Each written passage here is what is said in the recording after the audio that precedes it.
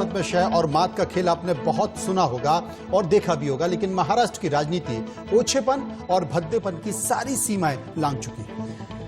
शिवसेना के सांसद संजय राउत की पत्नी को ईडी ने समन किया भेजा। पूरी शिवसेना बौखला गई। सत्ता में शिवसेना के सहयोगी इसे बदले का खेल कहने लगे तो कांग्रेस ने इसे पॉलिटिकल टेरर करार दिया। हर कोई यह जानना चाहता है कि आखिर किस मामले में संजय राउत की पत्नी को नोटिस भेजा गया। आरोपों पर संजय राउत कैसे आपा खो बैठे, उन्होंने कहा कि क्या दलीलें दी, देखिए इस रिपोर्ट में। मत लेना, आप मुझसे पंगा मत लेना, मैं देखता हूँ। मैं नंगा आदमी हूँ, मैं शिवसैनिक हूँ बाला साहब ठाकरे का।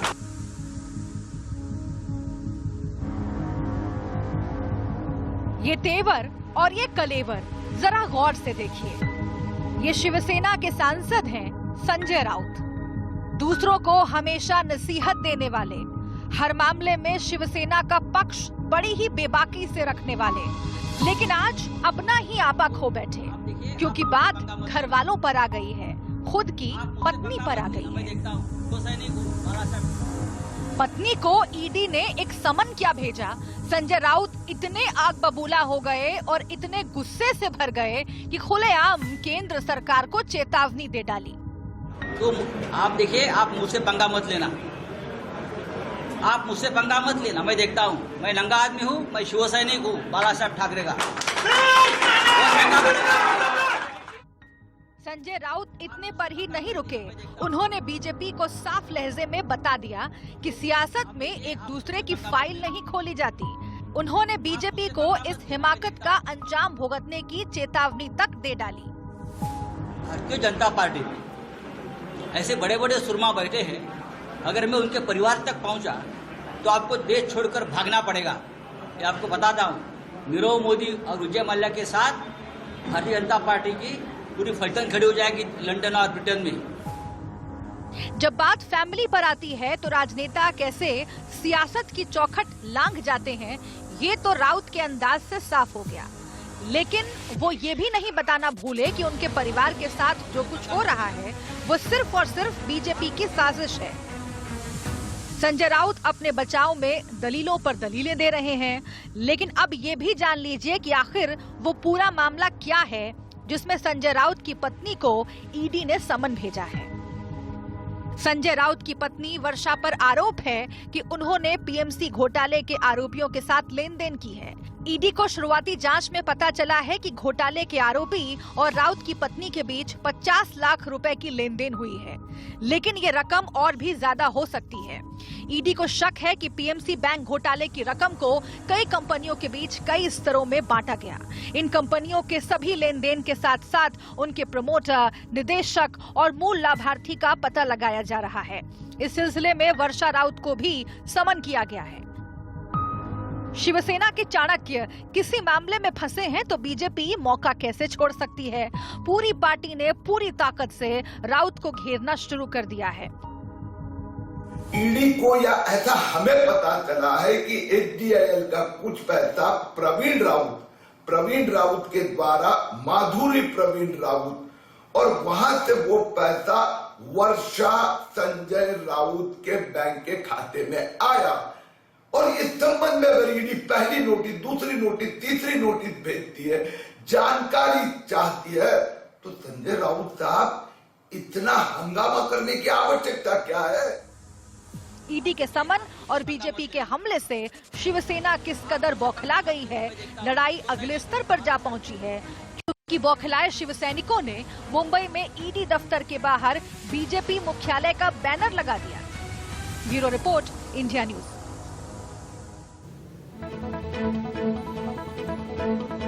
ये पहली मर्तबा नहीं है जब केंद्र सरकार के ऊपर तमाम विपक्षी पार्टियों ने आरोप लगाया है और विपक्षी पार्टियों के कई नेता और कई राज्यों की सरकार, चाहे वो छत्तीसगढ़ की सरकार हो, पंजाब की सरकार हो या बीजेपी के अलावा दूसरी सरकारें हों, वो ये आरोप लगाती रही हैं कि केंद्र सरकार अपनी तमाम एजेंसियों का दुरुपयोग कर रही है, चाहे वो ईडी हो, इनकम टैक्स हो या सीबीआई हो। अभिषेक के पास हम चलेंगे। अभिषेक मुंबई में हमारे संवाददाता हैं। अभिषेक, हम आपसे जानना चाहते हैं, संजय राउत ने तो आरोप तो लगाया और खुली चेतावनी भी दे दी है और यह भी कह दिया है कि बीजेपी तैयार रहे, यानी कि जिनके घर शीशे के होते हैं वो दूसरों के घरों में पत्थर नहीं फेंका करते। ऐसा उनके पास क्या है जो इस तरह की बात वो कर रहे हैं। बिल्कुल सही कहा आपने, जिससे घर शीशे के होते पत्थर नहीं फेंका करते, और वही काम लग रहा है शिवसेना कर रही है। देखिए लगातार शिवसेना के तमाम बड़े नेता, चाहे अगर हम प्रताप सरनाईक की बात करें, आप देखा होगा किस तरीके से एक दो नहीं करीबन 200 करोड़ के ऊपर के उनके ऊपर धांधली का आरोप लगा हुआ है। ईडी लगातार जांच पड़ताल कर रही है। और अब जब मामला आया है संजय राउत का, जो कि शिवसेना के बड़े कद्दावर नेता है और महाराष्ट्र की सरकार बनाने में जो गठबंधन की सरकार बनी है उसमें एक अहम भूमिका इनकी रही है। और इनको जब उनकी पत्नी को नोटिस आया है तो जरूर आग बबूला हो गए हैं और उन्होंने तमाम ऐसे शब्दों का प्रयोग कर डाला है। शायद आने वाले समय में जिस पार्टियों को सरकार चला रही है, आपको बता दूं, चाहे वह मुंबई में एनसीपी की बात करें, महाराष्ट्र में कांग्रेस की बात करें, वह पार्टियां भी सवाल उनसे पूछेंगी कि आखिरकार जो 22 विधायकों की बात आप कर रहे हैं, क्योंकि देखिए दो महत्वपूर्ण बातें उन्होंने आज कही। उन्होंने साफ साफ कहा कि 22 विधायक जो कांग्रेस एनसीपी के और साथ ही शिवसेना के हैं, वह उनको लिस्ट दिखाई गई थी। कहा गया था अगर वह सरकार से समर्थन वापस नहीं लेते, यानी समर्थन नहीं करते हैं, तो कार्रवाई नहीं होगी। तो कहीं न कहीं यह साफ अब एनसीबी पूछेगी कि आखिरकार वो 22 विधायक कौन है, क्या जानबूझकर आप नाम ले रहे हैं। इतना ही नहीं, जो 121 अन्य बड़े नेताओं का नाम लिया जा रहा है, जो लिस्ट सौंपने की बात संजय राउत कर रहे हैं ईडी को कि अगर हम सौंप देंगे तो 5 साल तक ईडी जांच पड़ताल करेगी और कई सारे ऐसे बीजेपी के नेता होंगे जो लंदन भागने को मजबूर होंगे। तो ऐसे तमाम जो कहते हैं जो गिदड़ भपकी जो बोलते हैं, वह देने का काम आज संजय राउत ने किया है। उनकी बातों में सच्चाई कितनी है ये देखना होगा। लेकिन सच्चाई कितनी है अभिषेक, ये तो पता चलेगा। और अगर ये कहा जा रहा है कि पॉलिटिकल वेंडेटा के तहत ऐसा किया जा रहा है, तो भी जांच होनी जरूरी है। किसी भी मसले की जांच जब होती है तो असलियत जरूर सामने आती है। ऐसे आरोप प्रत्यारोप हमने पहले भी देखे हैं, लेकिन जिस तरह की भाषा का इस्तेमाल संजय राउत ने किया, उनका स्टाइल रहा है तीखा बोलने का, लेकिन आज क्या उन्होंने सीमाएं लांघी हैं जिस तरह की भाषा उन्होंने प्रेस कॉन्फ्रेंस में बोली? और क्या ये बौखलाहट नजर आती है संजय राउत की, जिस तरीके से उनकी पत्नी का नाम सामने आ रहा है? बिल्कुल, यह तो साफ देखिए, बीजेपी के जितने भी नेता प्रेस कॉन्फ्रेंस के बाद जितने बीजेपी के नेताओं ने उनके बाद लगातार बातचीत की, उनका साफ साफ कहना है कि उनको जो झलझलाहट है वो दिखाई पड़ रही है। वह लगातार इस पूरे मामले के आग बबूला जो हुए, सही कहा आपने, जिस शब्दों का प्रयोग किया है अब तक संजय राउत तमाम शायद उन शब्दों का प्रयोग नहीं करते रहे। कारण साफ है कि उनकी पत्नी का नाम सामने आ गया है और उन्होंने साफ साफ कह दिया कि शिवसेना स्टाइल में जवाब दिया जाएगा। अब यही वजह है कि प्रेस कॉन्फ्रेंस करने के पहले वो उद्धव ठाकरे से मुलाकात किया, प्रेस कॉन्फ्रेंस करने के बाद फिर उद्धव ठाकरे के पास मुलाकात करने गए, कई घंटों तक मुलाकात हुई और इस बात पर कहीं मंथन हुआ है कि क्या उनकी पत्नी वर्षा को कल दिन जो ईडी ने बुलाया है क्या भेजना है या नहीं भेजना है, इस पर फैसला अब तक नहीं हुआ है। लेकिन यह साफ है कि बीजेपी के नेता जरूर इस बात को मांगे चल रहे हैं कि जिस तरीके से संजय राउत आज प्रेस कॉन्फ्रेंस में तमाम शब्दों का प्रयोग किया है, यह साफ समझ में आता है कि वह डर गए हैं और उन्हें पता है कि उन्होंने गलती की है और यही वजह है कि इस तरीके से वह अनाप शनाप बयान दे रहे हैं। ये बात भी मान रहे हैं वो बीजेपी के लोग, अगर उन्होंने कोई गलती नहीं की है तो ईडी के पास जाए, ईडी के सामने दूध का दूध पानी का पानी हो जाएगा। बजा बयानबाजी करने के यह सही नहीं होगा। तो अभिषेक पीएमसी के प्रमोटर हैं बधावन और डीएचएफएल में भी उनका नाम जोड़ा हुआ है, क्योंकि कई तमाम राजनेताओं के नाम आ रहे हैं, चाहे वो डीएचएफएल हो या पीएमसी हो। संजय राउत के अलावा और कौन कौन से तमाम वो राजनीतिक चेहरे हैं जो इस मामले में संदिग्ध दिखाई दे रहे हैं?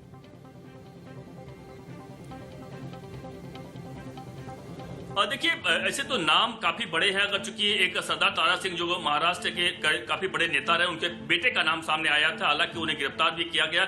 ऐसे कई सारे बड़े नाम हैं जो इस पूरे मामले में लिप्त हैं। लेकिन जो धीरे नाम सामने आते जा रहे हैं उसमें सबसे बड़ा नाम जाहिर बात है शिवसेना का नाम अब तक सामने नहीं आया था, लेकिन शिवसेना का नाम यानी शिवसेना के बड़े नेता संजय राउत का देखिए उनकी पत्नी का नाम सामने आ चुका है। हालांकि संजय राउत साफ साफ इस बात पर बयान दे रहे हैं कि उनकी पत्नी ने लोन लिया हुआ था 12 साल पहले, वो शिक्षिका है, 50 लाख का लोन लिया हुआ है। लोन की जानकारी उन्होंने संसद में जो उन्होंने चूंकि राज्यसभा सांसद हैं उसमें दी हुई है, तमाम जगह दी हुई है, इसमें कुछ छुपाया नहीं है। लेकिन एक बात आप मान लीजिए कि इसमें एक दो नहीं कई सारे बड़े पॉलिटिशियंस के नाम हैं, क्योंकि जो वाधवान जिस तरीके से जो इस पे पूरा मामला लिप्त है और पीएफसी बैंक में 1-2 नहीं 1000 करोड़ का घोटाला हुआ है और तमाम जो उसके निवेशक है, जो डिपॉजिटर्स है, आज भी लगातार धरना पसंद करते हैं कि उनका जो खून पसीने कमाई है वह वापस मिल जाए। लेकिन आज भी लगातार इस पूरे मामले पर और यही वजह है, देखिए बीजेपी के तमाम जो बड़े नेता हैं इसके पीछे में लगे हैं कि बीएमसी जो बैंक है उसको कम से कम फिर चालू किया जाए। और यही आज जो किरीट सोमैया जो कि उसके पीछे लगे हुए हैं वो साफ साफ कह रहे हैं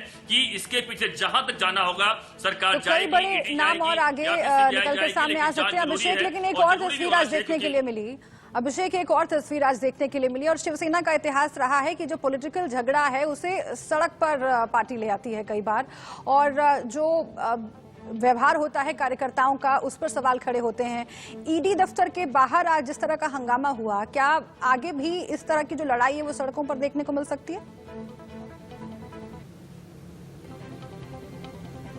बिल्कुल सही कहा आपने। देखिए वही बता रहा था आपको कि देखिए जब संजय राउत प्रेस कॉन्फ्रेंस कर रहे थे उसी दौरान शिवसेना के तमाम नेता पहुंचते हैं, ईडी दफ्तर पहुंच जाते हैं जो मुंबई का जोनल कार्यालय है, और वहां पर जाकर वो एक बैनर लगाते हैं। हंगामा तो करते हैं लेकिन एक बैनर लगाते हैं, वह दिखाते हैं कि यह ईडी दफ्तर सरकारी दफ्तर नहीं है बल्कि बीजेपी का प्रदेश कार्यालय है। और देखिए जिस तरीके से उन्होंने प्रेस कॉन्फ्रेंस से बड़ा आरोप लगाया कि चाहे ईडी के ऑफिस हो चाहे सीबीआई हो, बीजेपी अपने लिए यूज कर रही है, अपने पॉलिटिकल मेजेंडा के लिए यूज कर रही है। और यही कारण है कि उस दौरान जब पुलिस पहुंची तो पुलिस ने हालांकि बैनर को हटा दिया गया, लेकिन आप जो सही कह रही हैं, आप यकीन मानिए कि जितने भी आने वाले दिनों में अगर शिवसेना के तमाम नेताओं को जब लाया जाएगा पूछताछ के लिए तो यह जरूर है कि इसमें हंगामा होने वाला। यह साफ हो चुका है कि शिवसेना वर्सेस बीजेपी होने वाला है, क्योंकि देखिए शिवसेना वर्सेस अब तक लग रहा था कि बीजेपी वर्सेस महाविकास आघाड़ी जो महाराष्ट्र तीनों पार्टी सरकार उससे होने वाला, लेकिन अब समझ में आ रहा है कि यह साफ साफ शिवसेना वर्सेस बीजेपी दिखाई पड़ रहा है। क्योंकि अब तक जो प्रताप सरनायक के नाम की बात करें, देखिए आदित्य ठाकरे का नाम आया था, आप देखिए एक मामले में और बात करें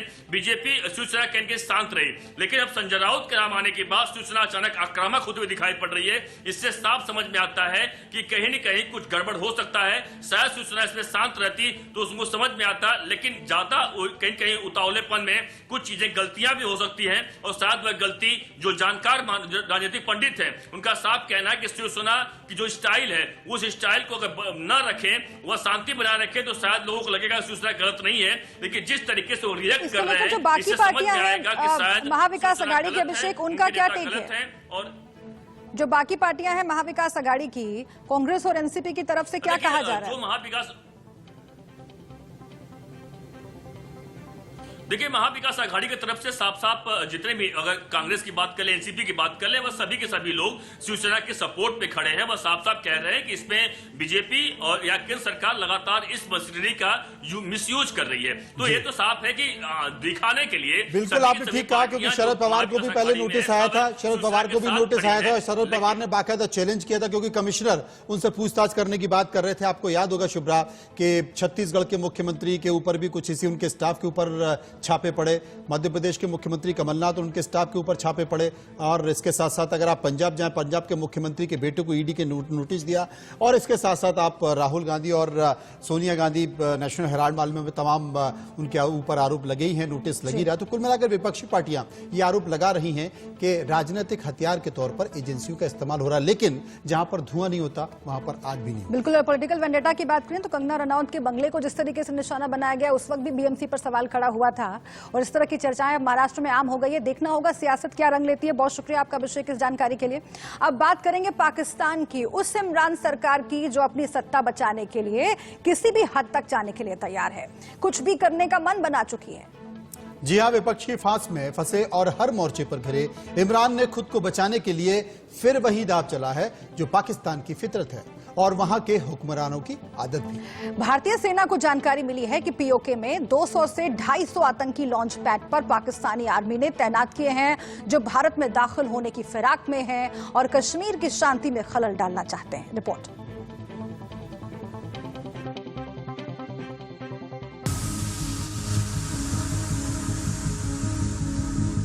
बदहाल पाकिस्तान बुने साजिश के जाल।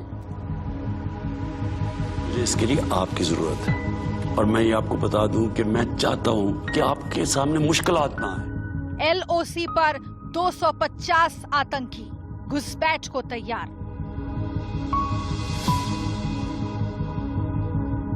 पाकिस्तान की हर साजिश होगी नाकाम।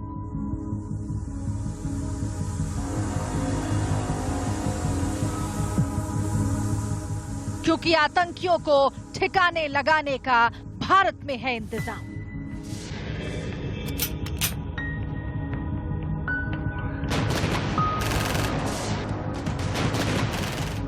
पाकिस्तान की इमरान सरकार इन दिनों हर मोर्चे पर घिरी हुई है। खराब होती अर्थव्यवस्था, कोरोना की मार और विपक्ष की घेराबंदी ने इमरान की मुश्किलें बढ़ा दी हैं। लेकिन अपने इन सभी सिरदर्दों से निजात पाने का उपाय पाकिस्तान के हुक्मरानों ने एक बार फिर वही चुना है जो आज तक वो चुनते आए हैं, भारत के खिलाफ साजिश। आतंकी घुसपैठ करवाना ताकि सरहद पर तनाव पैदा हो। भारतीय सेना के एक टॉप कमांडर की माने तो इमरान सरकार ने पाकिस्तान के अंदर मचे हर झगड़े को खत्म करने का जिम्मा पाकिस्तानी सेना को दिया है और सरकार के आदेश आने के बाद पाकिस्तानी आर्मी एक्शन में आ गई है और पाकिस्तान की आवाम का ध्यान भटकाने के लिए सरहद पर तनाव पैदा करने में जुट गई है। पाकिस्तान जो है वो दो तरह से आतंकवाद को पोषित करता है। पहले वो वहां के पश्चिम पंजाब तालिबान आईएसआईएस के लोगों को ट्रेंड करके चक्करगढ़ से भारत में जम्मू कश्मीर में घुसाने की कोशिश करता है। दूसरा जो है पीओके में वो हाइड आउट बना के हमारे जो कश्मीरी युवा हैं उनको बहकाने की कोशिश करके उनको आतंकवाद की तरफ धकेलने की कोशिश वो करता रहा है, पर अब वो इसमें सफल नहीं हो रहा है। और जो कुछ बच्चे हमारे भटक के उधर पहुंच गए थे उनको भी अब समझ में आ गया है कि पाकिस्तान क्या है और भारत में कश्मीर का किस तरह से विकास हो रहा है। सेना की खुफिया रिपोर्ट्स के मुताबिक पाकिस्तान के कब्जे वाले कश्मीर में मौजूद लॉन्च पैड पर 200 से 250 आतंकवादी मौजूद हैं, जो घुसपैठ का मौका तलाश रहे हैं। वो कम ऊंचाई वाले इलाकों से घुसपैठ की फिराक में हैं। रिपोर्ट के मुताबिक पाकिस्तान चाहता है कि आतंकी किसी तरह भारत में दाखिल हो जाएं और हालात खराब करें। देखिए, पाकिस्तान को नए वर्ष से कोई फर्क नहीं पड़ता है। वो गर्मियों की शुरुआत में और ठंडों के शुरू होने के बीच में वो घुसपैठ की कोशिश करते हैं। इसके अलावा इस वक्त में वहां पर पाकिस्तान आर्मी, आईएसआई और पाकिस्तान के प्रधानमंत्री इमरान खान के खिलाफ जो विरोधी पार्टियों का पीडीएम ग्रुप है वो बहुत जबरदस्त हमलावर हो रहा है। उनका आंदोलन जोरों पे चल रहा है, तो उस पे अपनी इज्जत बचाने के लिए भी ये लोग जो हैं वो घुसपैठ की कोशिशों में बढ़ोतरी करने की पूरी कोशिश करेंगे। लेकिन पाकिस्तान की हर साजिश का जवाब देने के लिए सेना मुस्तैदी से तैनात है। हर संभावित घुसपैठ के इलाकों पर निगरानी बढ़ा दी गई है। पीर पंजाल और दक्षिण कश्मीर के इलाकों में तैनाती और निगरानी सख्त कर दी गई है। इसके लिए सर्विलांस उपकरणों की मदद भी ली जा रही है। जो भारत की तैयारियां हैं वो पिछले साल के मुकाबले में बहुत जबरदस्त है। 5 अगस्त 2019 को धारा 370 के विसर्जन के बाद में हमने वहां पर जम्मू कश्मीर में जो इनके स्लीपर सेल थे जिससे इनको फाइनेंस मिलते थे वो सारे रास्ते बंद कर दिए हैं और नॉर्थ कश्मीर में भी इन्फिल्ट्रेशन पर रोक लगा दी है। आर्मी, उसके साथ में बीएसएफ, पैरामिलिट्री फोर्सेज और सर्विलेंस जो ड्रोन से और दूसरा इलेक्ट्रॉनिक सर्विलेंस है उससे पाकिस्तान को इन्फिल्ट्रेशन करने में बहुत मुश्किल हो रही है और इसलिए वो अलग अलग तरीके ढूंढने की कोशिश करता है। उनका मोराल बहुत डाउन है। पाकिस्तान के आतंकी कश्मीर के रास्ते भारत में दाखिल होने की फिराक में हैं, लेकिन आतंकी भारत में घुसपैठ के लिए नए पैंतरे और नए रास्ते भी तलाश रहे हैं।